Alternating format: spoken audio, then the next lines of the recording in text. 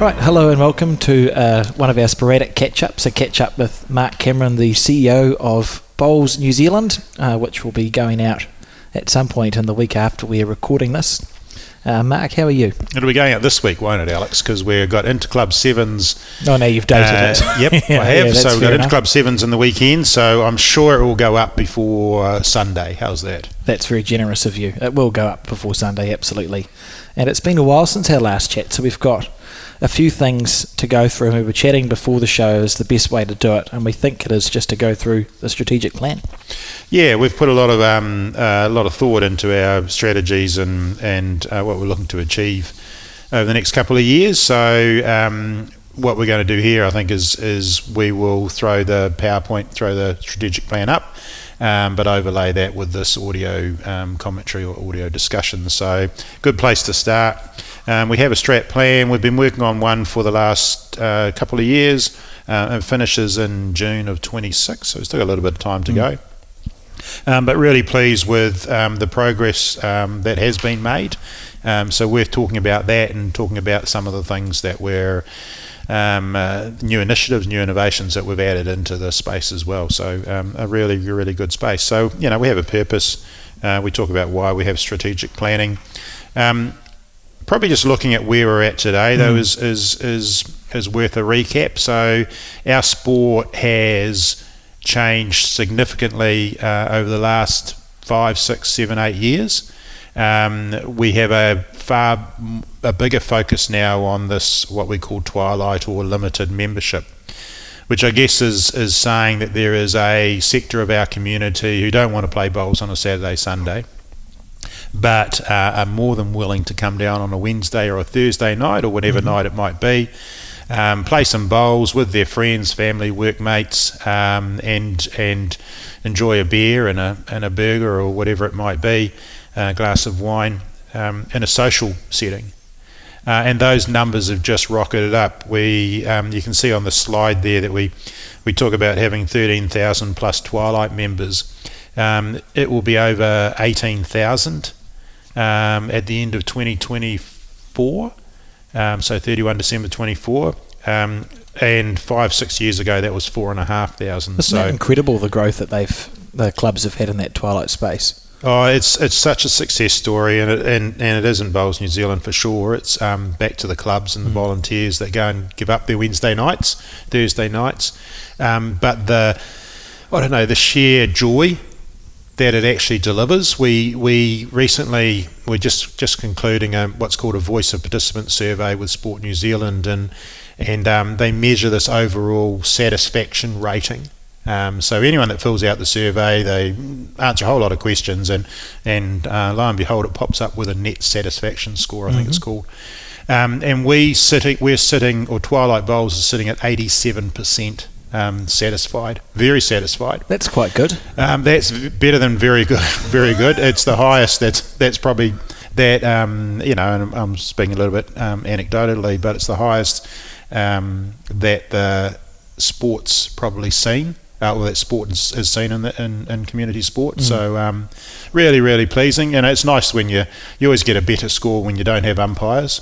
I'm not being mean about, but when you don't have that level of complexity to games. Not that we don't have umpires. Yeah, but, it's a different way to play the game, isn't it? And it is, and also it's a lot more. Clearly, it's just the social side of things. So those numbers have really bolstered our community. Our numbers around casual participation.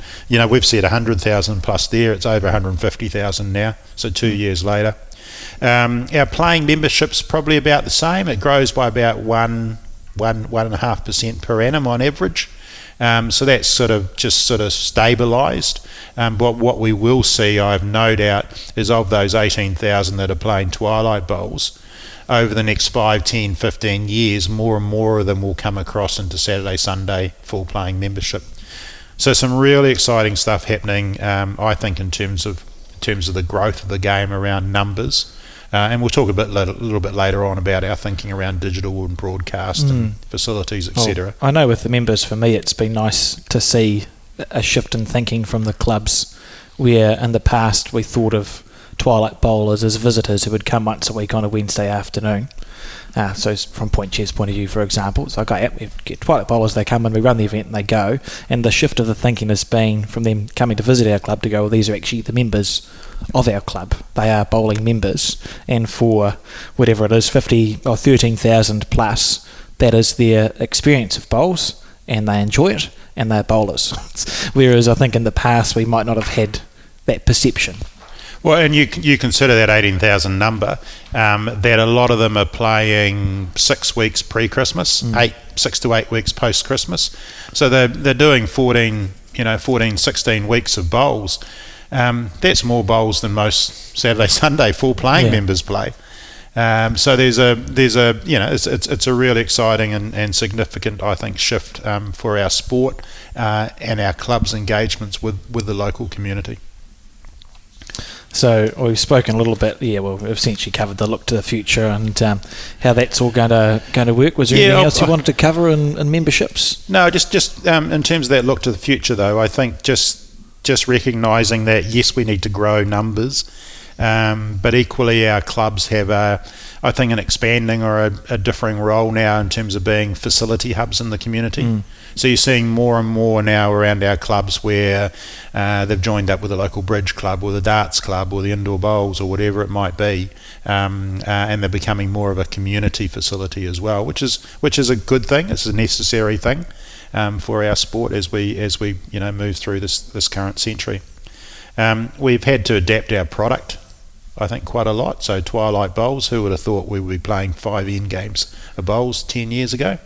But here we are playing a 5 end game of bowls, and last year we put one on TV as well. It's not everybody. Then again, T20 cricket's not for everybody either over Test match cricket. And the last one for us is that we are investing a lot in technology. So that's probably, as we look towards the future, keep pushing that Twilight Bowls, but we need to broaden our understanding and our use of technology. Even if we just talk about Bowls Hub in a Twilight Bowls sense, and again going back to my experience with Point Chev, which is the club I play bowls at, and we've got a Twilight Bowls league that runs there, and that was used, Bowls Hub was used to run the Twilight Bowls league, and you could see after the event was finished, everyone would get their phones out and were checking where their team was on the ladder, and we're incredibly invested in how it was going, because it's that instantaneous when you put the results in. Quite satisfying to see just your casual Twilight bowlers actually using a Bowls Hub. Yeah, and I think we have to adopt technology. So we'll talk more about Bowls Hub and Bowls Pluses and things a bit later on, but I guess the slide that we're throwing up now, which is delivering growth through different focus areas.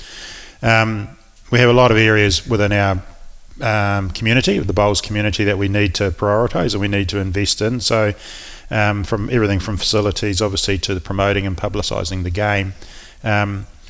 Really important. Some that we'll obviously invest more in short periods of time. Others will sort of dial back a little bit, but it's good. I mean, and we're going to go through each of these now, but just to talk about the growth in these areas. We'll start at the beginning. So the first one is facilities. How are the facilities looking? Yeah, well, we had start of the year, Frankton Junction in Hamilton, covered facility. Yes. Tauranga South, covered facility. So new covered facilities going in. And around the country, there are conversations that continue to develop in terms of a covered facility investment.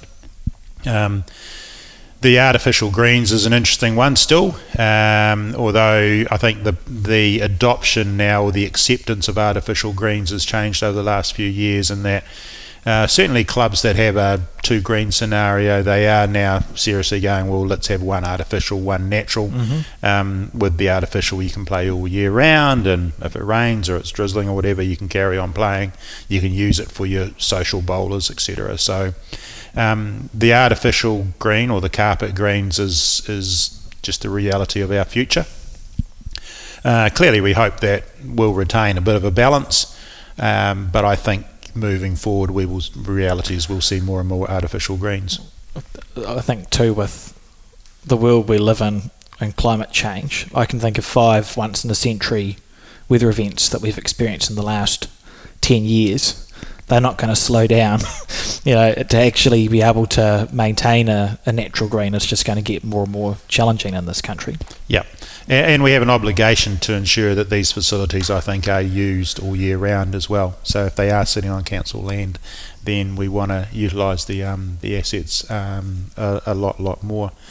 The covered greens, we have a good relationship with Shade Systems. They do a great job now in terms of putting up covered green. So if you've got a spare $1 million, 1.2, whatever it might be, 900,000, you too can have a covered facility, should your council and local consents allow, and that just gives you even more all year round use. So some really nice investment that's going into our facilities.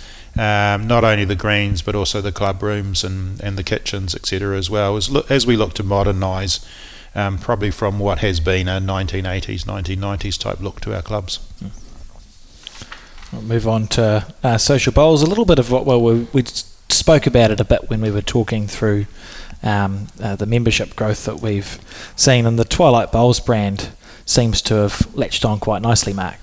Yeah, well, the numbers prove that, but also the energy that's coming out of the clubs, and you've only got to talk to or see some of the fun, I guess, that's being had on a Wednesday, Thursday, Friday, Monday night, to realise how good it is for our community. So Twilight's been great. As I said, those numbers just picking up everywhere. The other area that's in the slide is our youth, Tamariki and Rangatahi. Those numbers continue to go from strength to strength. I think we're 9,901 Rangatahi that had a bowls experience last year. Pretty sure that will be 12,500. Sorry, 2 years ago it was 9,901. Last year it would be about 12,500. So seeing more and more youth and in our game, and we were watching, what was the weekend, under 26s. Yes, yeah, yep. That's a new national event, peers event. Thank you, Bowls Auckland. Burnside have a great under 26 singles. The Rangatahi or the Kitty Hawk under 21s will be in a couple of weekend times. I understand they've got a full field too. There's a lot of youth coming through our games. And good to see opportunities for them to compete against each other, because it wasn't wilderness years, but we had a few years where there was less rather than more, and it can only be a positive to have more events available for our young people to participate in, I think. Yeah, and I'd like to think that the seeing those that are maybe only 5, 10 years older, but in our national teams and winning events in Australia and things like that. I mean, we've only looked at Taylor Bruce, Selena Goddard, what Caitlin Inch is doing. Mm-hmm. Three players that are doing really well, and then we've got a lot of younger men and women who are coming through, and not quite there internationally yet, but they are starting to knock on the door, and they're not. We don't just have one or two of them. It's 5 or 10 or 15 that are looking to knock or wanting to knock on that door in the next 5 to 10 years. So I think that's really exciting as the game grows. We can probably show a reasonable pathway in terms of the sport nationally and internationally now, which is great. At the same time, we have an obligation, though, I think, to demonstrate to the kids that actually, bowls is a cool sport. You can play it. You're not going to get knocked over on the field by anybody, or it's well, not usually. Not usually. No. We'll talk about judicial later on, shall we? So social bowls going really, really good. I think with the corporate and casual hire, just as we move on, to something that we forget about is it's actually, and speaking probably more from an Auckland-centric point of view, but I know a lot of our clubs in Auckland, the money that you can get from your corporate and casual hires, you can pump back into your bowls space, and it's well worthwhile for clubs if they can get that ticking over to do so. Yeah, very much so. Right. Pathways, so a big area obviously for us, and probably this one slide doesn't do it justice, but from a high performance perspective, our Blackjacks heading off to a World Cup in Hong Kong later in the year. We wish Matt Berry and Deb White well in the World Champs singles. which I think is, when's that, July, October, somewhere around there. Neither of those. Okay. I think September. Yeah. All right, out of Melbourne. So the Blackjacks, that's the Blackjacks this year. There'll be another Trans-Tasman including development next year. We're just working on the venue of that, but it'll be almost a preparation for the Com Games in Glasgow in 2026. And that will be indoor bowls as well. Indoor bowls. So it's not indoor bowls, it'll be a covered bowls played indoors. So is that indoor bowls then? Depends who you talk to. The Northern Hemisphere, they'd call it indoor bowls, but that will just confuse New Zealanders. I don't know what we should call it. It'll be covered green. Maybe we should rebrand indoor bowls, as in the small mat bowls, and then the small mat would be fine. Small mat bowls. Yep, makes sense. So there's quite a bit happening in that high performance space over the next 18 months to 2 years. Also, as we build up to a 27 world champs, which are likely to be in England, and that's when we will see the full gambit in terms of fours, triples, pairs, singles, disability bowls as well, back on the calendar. Our Summer Bowls are our national calendar. Those numbers continue to grow. We've just finished our Somerset national singles, pairs, fours and mixed pairs numbers or series. Growth in every category. First of all, we thank Canterbury and trying to remember Auckland now, isn't it? Yes. Auckland clubs or harbour clubs as well for their support through our Somerset Nationals. Those numbers were great, and the one that sticks out in my mind is the fours numbers this year, and I think it went from 102 fours, men's fours, up to about 140.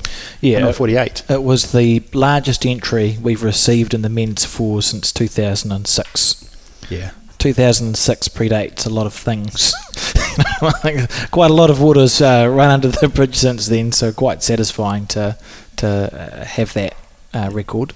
Yep, and I can't remember the ladies' numbers, but I know their percentage increase was just as high, if not higher. Well, the women doubled their entry. So 2018, the Nationals was held in Dunedin, and that's the low point for our open national events and all events. So the women, they've doubled their entry from 2018 through to now. We had twice the number of women's fours entered, so I think that sort of speaks for itself. So singles and pairs obviously were very high, and of course, 5 or 10 or 20 years ago there was no such thing as a mixed pairs, and I'm pretty sure we had about 280 combinations there. Yeah, quite staggering numbers in that. And I think what's staggering too, it slips by on me as well sometimes, is the number of people. It's not a case of people staying on from the fours and all playing mixed pairs. Over half our field actually is now just comes for the mixed pairs. So we are getting our numbers are actually swelling quite well, and we're giving people opportunities that have never played in a national event before, and suddenly they're rocking up and they're playing in a national mixed pairs game, and they're playing world champions, and they're great little stories, and and create great memories for people as well. We did count, I think, that there were 70 husband and wife combinations that started the mixed pairs event. I'm not sure what the numbers are of how many of them finished, but great to have that level of participation. We'll track it over the next year, shall we? We'll compare it with next year. So our calendar, that seems to be going quite well. We do survey some of the stuff. So we would get, for the singles pairs, fours, mixed pairs, we'd get roughly 200-300 from each of the events. Yes, that's about what we get, yep. That fill out a survey. That's not bad on, whatever that number is, 800-900. Statistically speaking, it's enough to get a proper sample, so we consider the feedback to be pretty accurate, and it does give people that space to comment as well. Yeah, and by and large, the surveys tell us, some good stuff, but that our greens are good and very good in most cases. There's the odd 1, 2 or 3 greens out of the 20 that haven't quite made the mark. But as a general rule, our greens are good. That our clubs are great. They're very accommodating, very friendly. I think we're getting the comms now right through Bowls Hub and the likes, that we're able to present and produce information quickly and accurately. So that's going really good for us as well. We've been surveying the last couple of sessions, I think, Alex, around the artificial versus natural green debate, and also the program. So I don't. You've got something in front of you there, don't you? Yes, I do. Yeah. So the on the national programs in particular, it's every year on year it's increased, to be fair, but we're at the stage where 70% of people would support the program being accessible in digital form only. So it doesn't mean that there's no program. It means that it would be accessible on our website, and it was for the singles and pairs. I had 1,200 unique viewers on our singles and pairs program, the digital version on the website. So 1,200 different people clicked on that link and looked at our program. Literally, you can't have had 1,200 people use the programs, because I don't think we'd printed that many off, but cool to see that sort of percentage in support of. Let's stay on that point. So we are more than likely in the next year or two going to stop printing these programs. They cost us between 12 and 15 grand a year, so they're not cheap. So we'll probably just keep producing them. We'll only produce them for the digital side of things. Which then enables us also to do smarter things, like at the moment our programs, because of the timings of draws and printing and all that sort of stuff, we don't manage to include the draw in our printed copy of the program. It's very easy then to incorporate a draw into a digital version. So over the next year or two, I think you'll see us drop those programs from the schedule, and the reality is that our surveys are telling us that actually that will be acceptable. And the other thing that we've been signalling is likely due to weather and life, and I don't know when it'll be, but it is that the use of a carpet or artificial green at some stage at a national event is going to become necessary in section play at some point, right? Like, it's just going to have to happen because of the mathematics. Well, it has happened, hasn't it? Yes, 2 years ago, literally, singles and pairs. Yeah, the heavens opened and we flooded, and everyone was moved to carpet or artificial greens. We've had pretty good acceptance of that too. Up sort of 60-ish% of people would be at peace with playing on a carpet or artificial green, provided that it's of a high quality, which it would be. Yeah, and it's very important to say that that's not our intent. So at the start of a competition, our intent is to play as much bowls as possible, and certainly all the post section on natural greens. Yes. But if circumstance dictates otherwise, then there's now enough feedback to say that people are actually comfortable playing on a good artificial as well. It's been consistent feedback for 3 or 4 years now, as we've built up quite a nice database. I think this must be the fifth. It's either the fourth or the fifth year we've asked the same base questions for our national events, because we like to try and monitor how people are feeling about the events that we run. So nice to have that database of responses going back half a decade. Yeah. So that's on our event. We've got a very big event calendar that we support right through the year now. I don't know why we call it a summer of bowls. It's a 12 months of bowls calendar. We're just important to acknowledge too the pathways or the support of those in terms of our umpiring ranks, our greenkeepers and our coaching. Those numbers, interestingly, have grown over the last few years as well. And I think what's happening, and if I could do a plug now, it's a plug around some of the online courses that are now available. Absolutely, yeah. So our umpires, I think Michael said to me, our umpire numbers are the highest they've ever been, or certainly in this century. Over 600 umpires. All resplendent in their Somerset jackets and shirts. So lots of umpires, but now we can look after them and support them through online courses. I know there's one coming up in a week or two. Yes, there is, yeah. And from a coaching point of view, the online courses are well on their way. I know Graham Rees, who's the lead for coaching in New Zealand, he's chairing the World Bowls coaching group. And there's a big conversation, as the umpires did 20 years ago, in the coaching space, where it's like, well, what coaching looks like in New Zealand is different to what it looks like in Australia, which is different to what it looks like in England and Scotland, etc., etc. So they're trying to get together so that we can have a world certification eventually, is my understanding. So some quite exciting stuff in the not too distant future is going to come out with the coaching programs.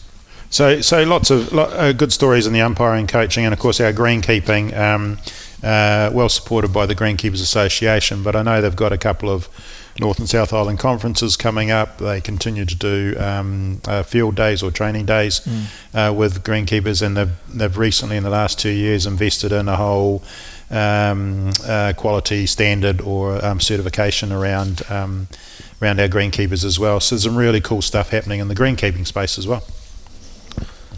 This is a well put together strategic plan, because it segues nicely into people, doesn't it? It does.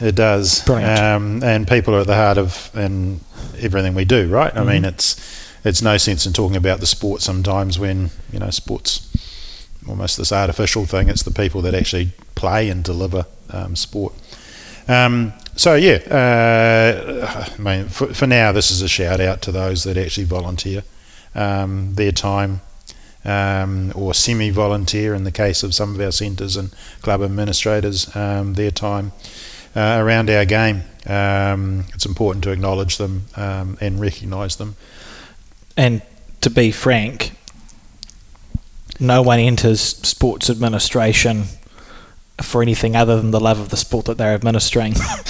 When you look at your centre managers, or perhaps the smaller centres, you might have a part-time employee, and the amount of effort they put in versus what they might receive, it's for the love of the sport as opposed to anything else that they're doing that. I think you just challenged me then, my humble opinion, because I didn't enter bowls for the love of the sport. But you love it now. Well, I was going to qualify it and say that actually I really love it now. But what I like more than the sport is actually the people, and that's I don't know. That's what's special about this community. Probably more so than any other I've been involved in. Is it's a very varied group, our community, but they're all keen, they're all passionate, and they're all giving, and it's not always about the game. It's about giving back to others, whether it's running the bar or doing the Wednesday night twilight or whatever it might be. Our sport's blessed with some good people. I think bowls is a sport more perhaps than other sports where you can literally spend a lifetime involved in the playing and the you don't really age out of participating in bowls as a sport. Other sports you might age out of and then move into an administrative role with league or cricket or whatever it is, whereas with bowls often the two go hand in hand until you can't do anything anymore, so very much a lifetime sport, which is quite cool. I think technology now with lifters and it's amazing. Mechanical arms and all that sort of stuff, you can literally play till you can't do much else. The cradle to something else. Right, partnerships.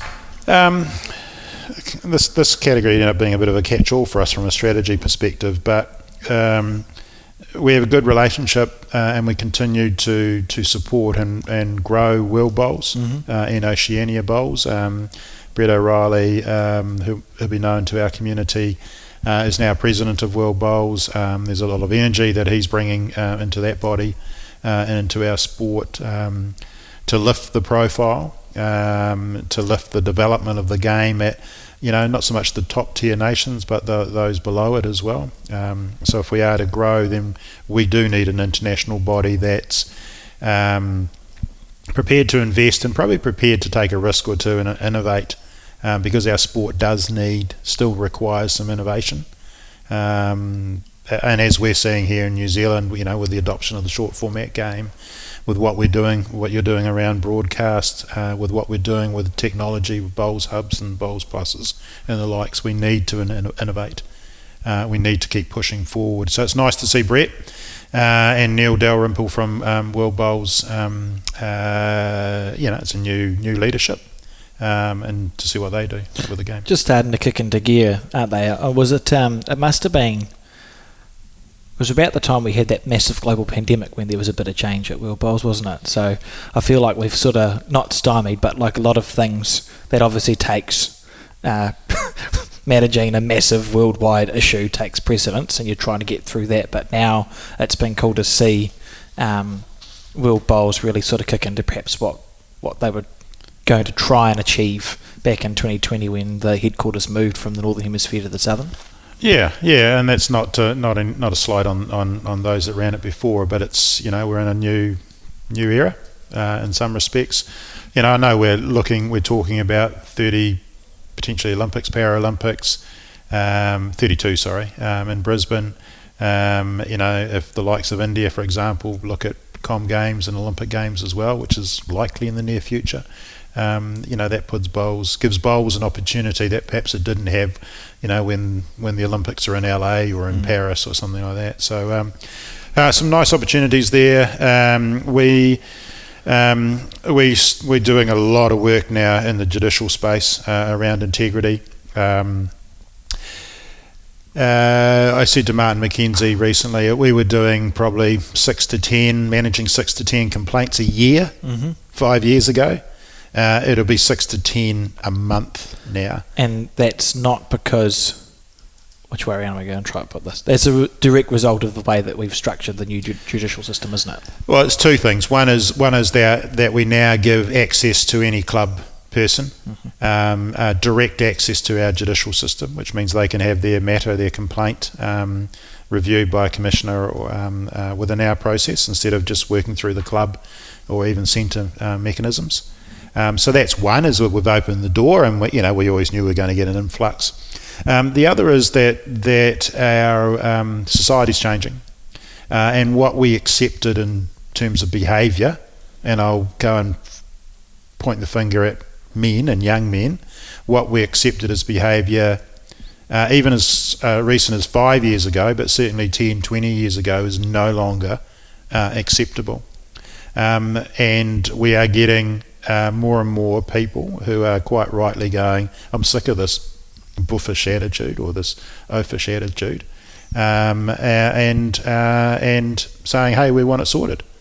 So we're seeing more and more of that now, and that's not, where Bowls New Zealand can't, lay credit or claim to this, because this is what's happening in society, and you've only got to read the latest media story around sport and realise that, that there is a story that involves some sports person doing something silly that, as I said, 10 years ago no one would have reported it. Now it's almost front page stuff.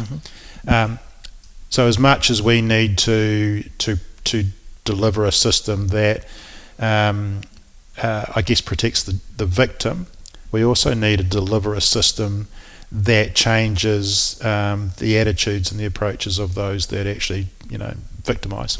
Oh, at the end of the day, we like to pat ourselves on the back as bowls as a sport where we have such a diverse range of members that everyone should feel comfortable on a bowling green in a bowling club room. Yeah, absolutely. Everyone. Right. Yep. Everyone should. There shouldn't, we shouldn't be tolerating the bullying, the harassment. And I think our 6 to 10 is probably light at the moment. I think we're likely to get more and more over the next 3 to 5 years. Not looking at Martin McKenzie retiring anytime soon. So it's just the reality is that we need to, as a sport, as a community, we need to own this stuff. Society already is, whether we like it or not, whether we agree or disagree. This is where we're at. And it's been good to see that taken up by the community as well, because obviously they're utilising that judicial system that's been put in place. How long's it been running for now? Is it 3? Have you done 3 seasons? Probably 3, although COVID was a slow burn with that. So yeah, I think it's really important, and I won't go into other stories, but it's not only about what happens at club level; it's also what happens at high performance level. It's what happens within the workplace here at Bowls New Zealand as well, is that we have a responsibility, a duty of care almost, to look after people. Good. That was good, Mark. Thanks. Well done. Have we covered integrity? Is that the next bullet point? I think the rest of them are kind of are pretty obvious for us in terms of where we're going.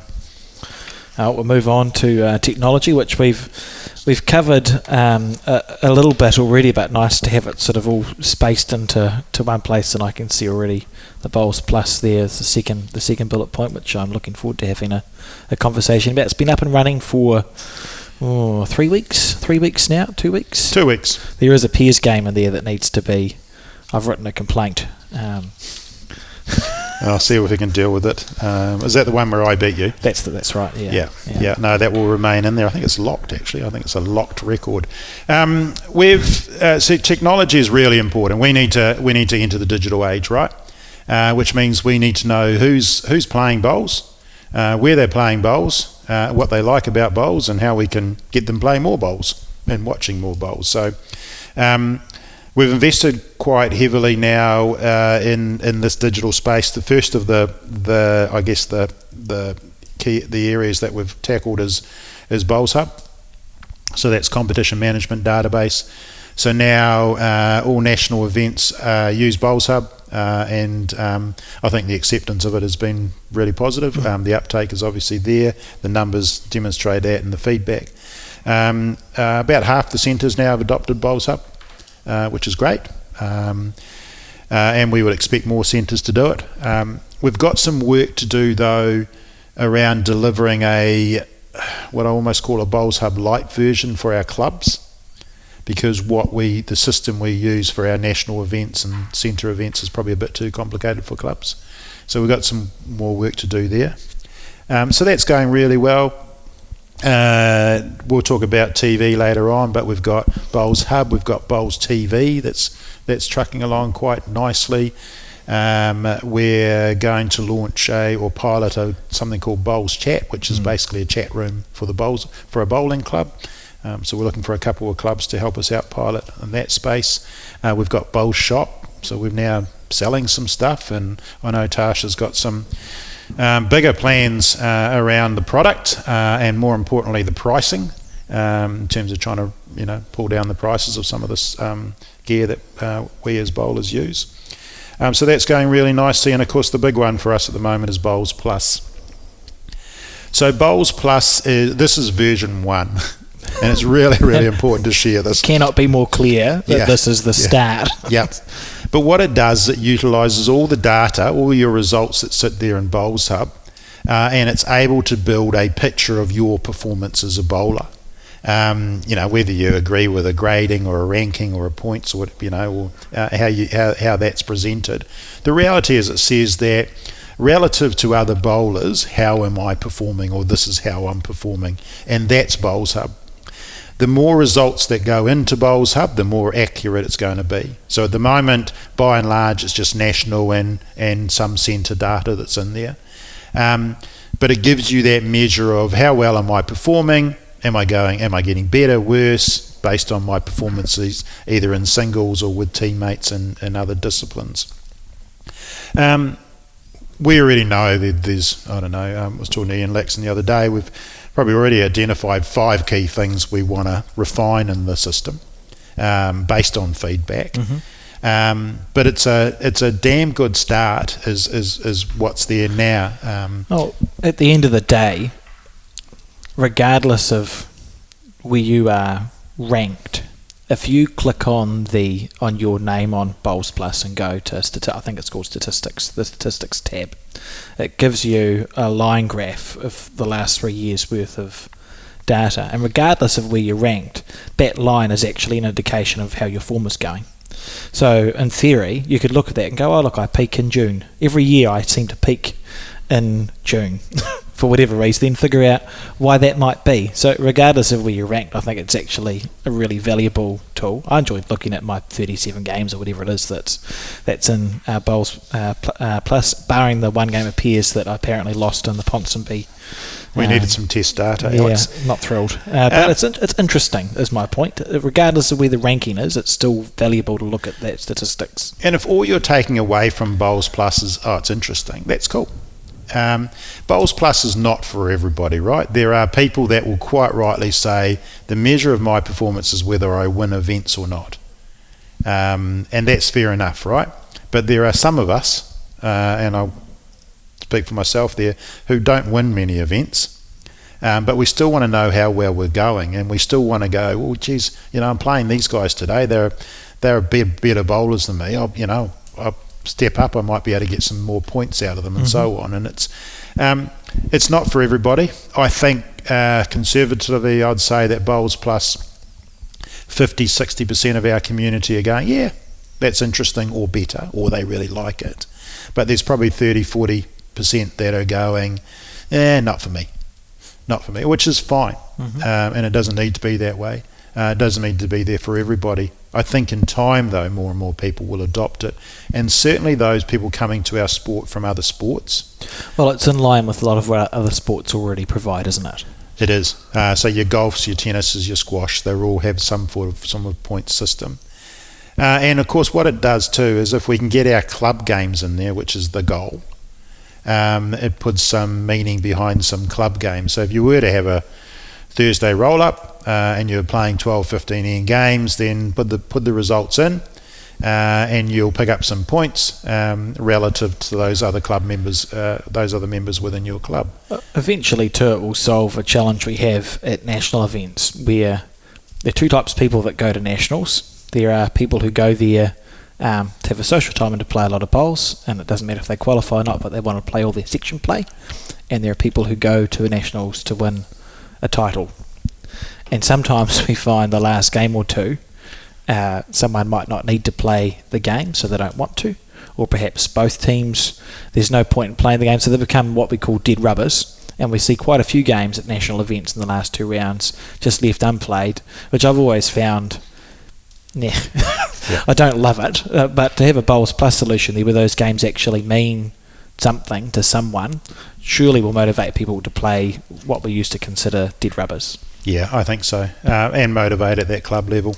Geez, I thought where you were heading with that one was to say that we could use them to create a rankings list or for those at nationals. Not yet. Not yet. No, let's not. I'm not feeling quite that dramatic. But I tell you what it does do too is it'll help clubs and centres and nationally as we're looking to see who the better performing bowlers are.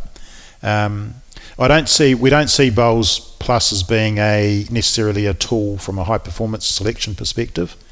It'll give us some evidence of saying who's bowling well and who's not. But generally speaking, because of the nature of our sport and the pairs, triples and fours, you're also looking to see how people perform in certain roles in a team. So Bowls Plus isn't for that, but it's a start. Now, I know when we launched it, we got a whole lot of feedback. Nothing major, nothing that surprised us, and now that's sort of dropped away. I don't think we've had anything in the last couple of days in terms of feedback about it. But we know that, and you'll have the YouTube number, not the YouTube, the website numbers. But we know that people are visiting our site and every day. Yeah.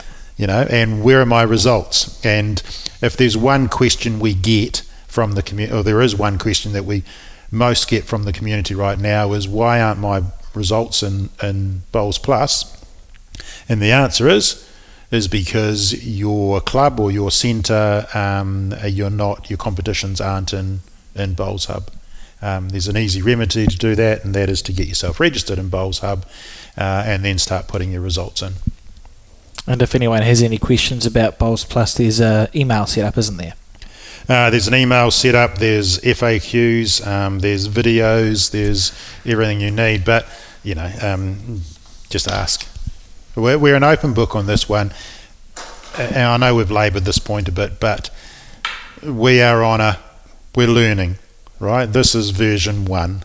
I have no doubt that in 3 years' time we'll be on version 4 or 5, and it may well look a bit different, but you got to start somewhere. Absolutely, and good to see. Was there anything else in technology before we move on to broadcast?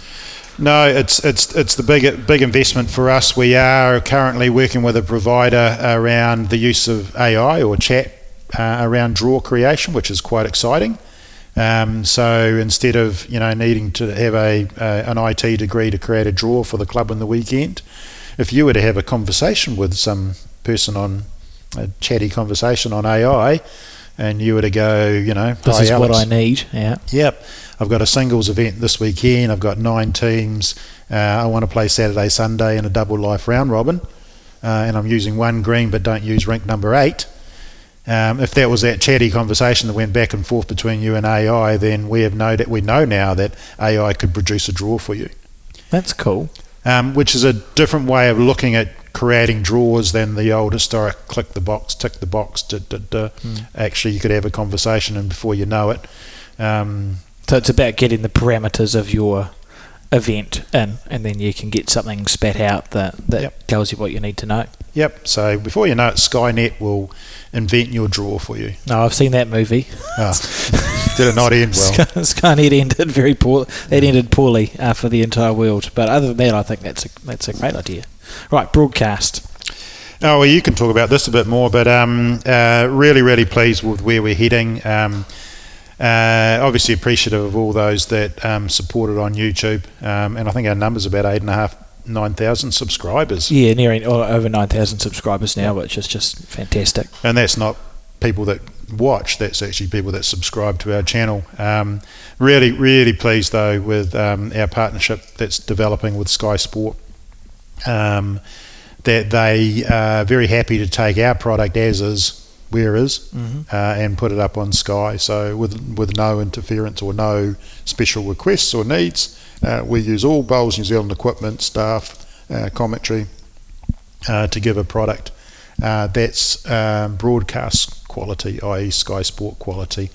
And I think, Alex, this will only grow, and we will continue to promote sports to Sky or whoever, whatever other opportunities there are, which is really, really important. And I told a story once recently where I was wearing my Bowls NZ shirt and I jumped on the plane, and the airline hostess saw the Bowls New Zealand shirt, and she says, "Oh, I watched Bowls yesterday.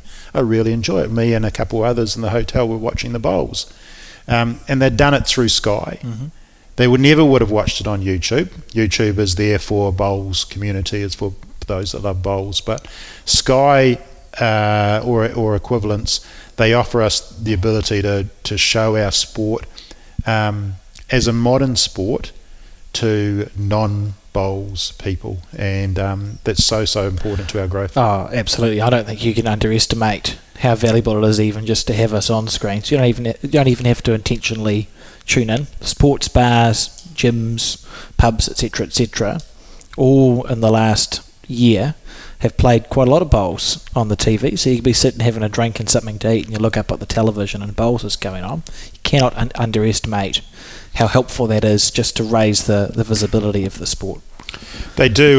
They often mute it though, Alex. That's fine. Because they've been finding that a lot of people have been going to sleep in the bars and that from the melodic tones from our commentary team. I'll take it. No, I've heard worse, and if you want to mute the commentary, that's all good. Sometimes the commentary is more enjoyable when it is muted, and people can provide their own, perhaps not restricted by broadcast regulations. You and John and others do a great job, mate. So. Thank you. Yep. And your obligation, I know you've got on your task at the moment, is that we want to now present back out to the Bowls community a calendar of what we're doing in the next 12 months. Yes. And it's quite exciting. I know you and Colin are heading off to help out with the World Cup in Hong Kong, World Champs in Barham out of Melbourne, 3 hours out of Melbourne.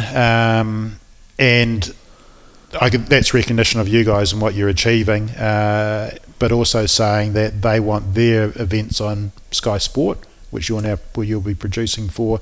They want their events on BBC or whatever the Australian Fox Sports or something like that is as well. And I think it's just so exciting. So if you'll share that calendar at some stage, but it probably 5-6 years ago, if you'd have looked at what we're doing now or thought we could be doing ourselves what we're doing now, you would have gone you crazy. I would have gone you crazy. Yeah, what's interesting is that every year we look back and go,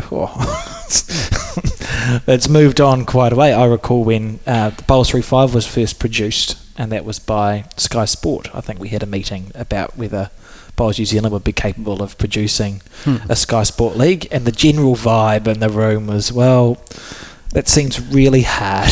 It's really hard to do, but we've got there. We made it happen, which is quite incredible. But we continue to push ourselves forward as well, and again, without sharing your to-do list or your action list, but we probably need to think more mobile camera. So we've got one at the moment, but potentially, we might go 2-3 mobile cameramen to improve the quality. Yeah, and bowls is never. It's not one of the easiest sports to broadcast, and a big challenge is trying to get a nice understanding of where the bowls are in relation to the jack anyway. And you can't. It's hard to do, and we're always looking at ways to try and improve that, as well as getting people out of the way of the cameras. I've long been a proponent of the Bowls New Zealand cattle prod, but I keep being told that probably not allowed one of those. Although I want to reassure people, we discuss it with the players. We put chalk marks on the rinks, and having been a bowler, I can understand how you get caught up in the game and you stand in front of the camera, so it's fine.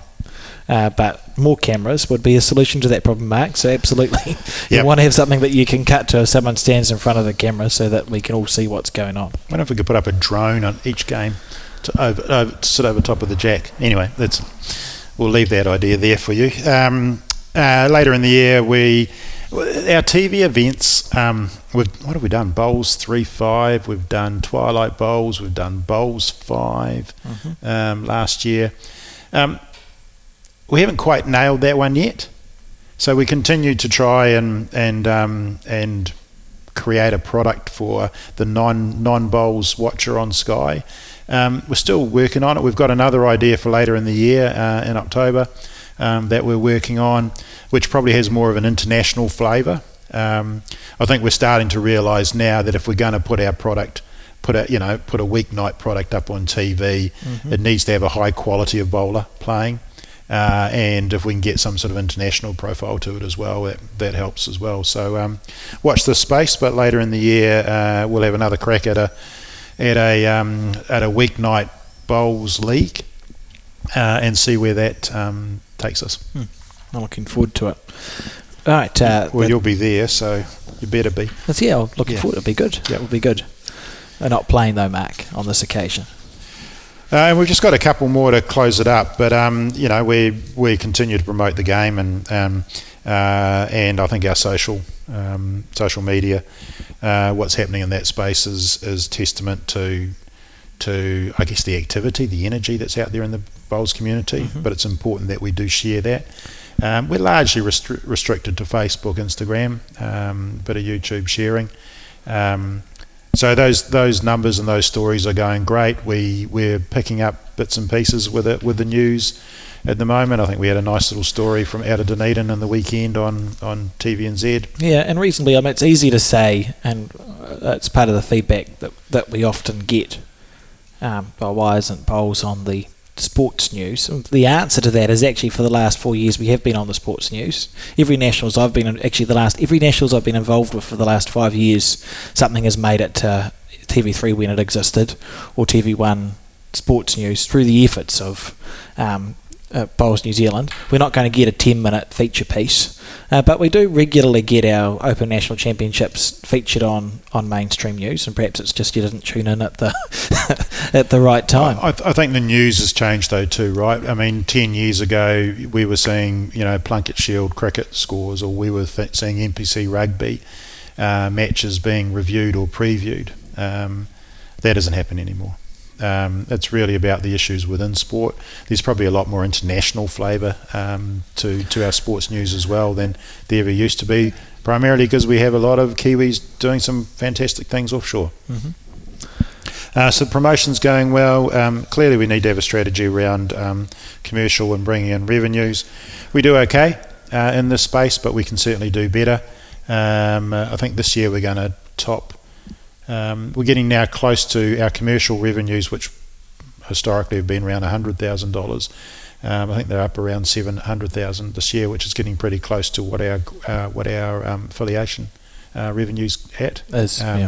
So that's growing, and it needs to grow, which means that the more commercial revenue we bring in, the less reliance we have, or the less need we have around club affiliations and club subscriptions as a national body. Just a quick side note, and this is totally not, well, it's not related, well, it sort of is. The affiliation model has been up and running now for 5-6 years. Have you seen an 2018 acceptance of that now? Is there a better understanding from the centres and clubs about what it was that you changed? I think the club administrators, yes. I think the community or the members within a club, not really.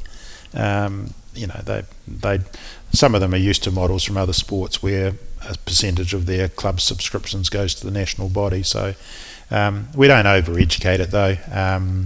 But yes, we do have a model which is you pay a club affiliations fee, irrespective of your numbers. Versus the historic model and what other sports do, which is your members pay an affiliation fee to the national body. Clubs that are now beginning to see this increase in membership, it works out that they've got more to play with, doesn't it? Yeah, it does. Well, we're not going along to them and saying, "Oh, well done on all your success. Now, here's an additional bill for your success." We're not playing that. We're not having that conversation with them, and that's really important. We're blessed at the moment because our numbers are on the rise. So, every year we have 4 or 5 clubs to us and say that, hey, we've dropped our numbers. Can you review our fee? But by and large, all of our clubs, or most of our clubs, are either the same or they have improved a lot. So, I say it was relevant because I've just noticed it sits there as a bullet point. So I wasn't going totally off topic. You weren't at all. But it's the commercial space that we need to pick up our act in for sure. So commercial, and then last but certainly not least, I think for us is the work that our community is doing, that we're continuing to do around promoting a diverse and inclusive sport and community. Every sport talks about themselves as being very diverse and very inclusive. Clearly we sing the same sort of message, although proof for us is what's happening within our game. We have the range of ages, literally from 9 years of age to 99 years of age. Our gender balance is good. We were about 33%, 67%, 33% female, 67 male. We're probably more 35-65 now, so that's improving, and as more Twilight Bowls comes in, that number will get closer to 50-50, so gender's going very well. What we're doing with different ethnicities and different communities around events, I think is great. Our support in terms of Maori Bowls continues to grow, and the stuff we're doing with disability, whilst maybe a little bit too innovative sometimes in terms of the open disability grade and what we're trying to do there, I think it's the message that we're trying to say is that, hey, if you're broken in terms of, you've had an injury or you've had a car accident, or you just do have difficulty in terms of playing the game, you can play bowls. It's about accessibility, isn't it? That's what we're trying to do, is make it an accessible sport. We already have low barriers to entry when we compare bowls to other sports. The barriers to entry are very low because it's not a physically taxing activity, and if it is physically taxing, we actually have ways that we can manage that. So when you talk about the open disability, and it was made sure that it was only 2 games that would be played in a day, that's acknowledging that for some it might be really challenging to play more than 2 a day, and we want people to be playing our sport if possible. Yeah, absolutely. It's accessible in terms of making sure your sport can work for people. It's also making sure that our community, our people, understand that everybody's different, and everybody has a right within society to feel included and be included. And I may go off track a little bit here, but it's really encouraged in the last year. We've had directly to me 3 athletes, 3 bowlers who are transgender, and they've come through, and the stories they tell is by and large of a very accepting community. Now, I'm not sure that our community was like that 20 years ago, 30 years ago, but we seem to have grown, and we're very accepting. I mean, a lot of sports are trying to deal with what transgender means in terms of pathways and all that sort of stuff for sport. We're quite simple, however you identify, come and play bowls. So that's part of that inclusion, part of that message as well, and our sport, our community can certainly lead or adopt these societal values a lot quicker than others can. So I think this message around inclusion is really, really important, because not everyone's the same. We've all got little quirks, don't we, Alex? Thank you, Mark. Yeah. But we don't need to be. It's nice to be included. That's the whole point of our sport, and what makes, I think, us, and we spoke about it earlier, is that everyone should be able to walk into a bowling club or play bowls and feel comfortable. And it's been that way to a greater lesser extent for a very long time, because low barriers to entry, easy sport. A doctor can play next to someone who does something else, and you're all of equal. There's equality on a bowling green, I've always felt. It fascinates me how you can have people from different backgrounds and you come together in a force team and you're just bowlers. Yep, which is great. You're all equal, right? The last two slides for us are just what our priorities were or are in the space, and they're clear there, and they probably have come through the conversation. Each of these plans, each of these priority areas has a separate plan with very actionable tasks. So it's one thing to put things on paper and say we intend to do this. It's important to also state how we're going to do it, and that's within our plans as well. Wrapping up with you, Alex, I won't be doing my centre visits this year en masse. So the last 7 years I've wandered around and done 27, 25, 26, 27 individual sessions with each centre. Not intending to do that, but if there's a centre or even clubs that want to have me or one of the team pop in and talk about what's happening in bowls and trying to hopefully relate that back to their centre or their community, very happy to do that. I really personally enjoy when I get invited to tournaments because then I think I can talk and play, probably more talking than playing sometimes, ability-wise, and then talk to others after and before that as well. So if there's an opportunity, if people, because I know this session's more for administrators, this podcast, but if you see value or merit in that, then get in touch, and more than happy over the winter months to pop in. Right, I've got one more question, because we did ask, and I took it as a good sign that we had very little few questions coming in, because it must mean that everyone's incredibly comfortable with what it is that Bowls New Zealand is doing. I asked if anyone had any questions for you, Mark, and there was a question that came through about bowls, the bowls calendar, and whether there's ever been any thought about trying to create like a universal Bowls New Zealand calendar where, say, all centres would be instructed to play their singles on X date, and all clubs would have to play their club championships on blah and blah and blah, and if not, why not? I had that same idea about 5 years ago, and I thought, it'd be so much simpler if all club singles were on this date, all club pairs were on this date, and so on and so on. Sadly, it's not that simple. We have dual membership of clubs and centres for that matter, and there's an argument for and against that, but I'd say at the moment the fours win.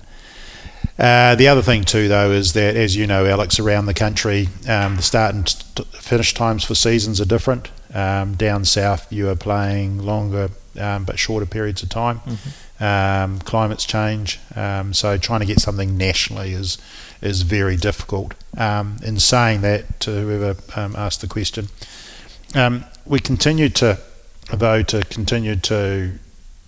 try and address bits of this. And we've done it recently with in the last year or two around you can't play in one Champ of Champs events in one centre and go and play in another one, or our Champ of Champs are now in the winter on these specific dates so that we don't crowd the summer calendar, and they're not the answer that I thought was there and your question the person who asked the question would like, but we need to challenge ourselves to try and get a better calendar. And we have seen the conversation in the regions as well, because bowls is reasonably regional. Up here at the top half of the North Island, centres are run very similarly, in the same way that down in the deep south and sort of the middle of the South Island, centres are run similarly due to weather or whatever.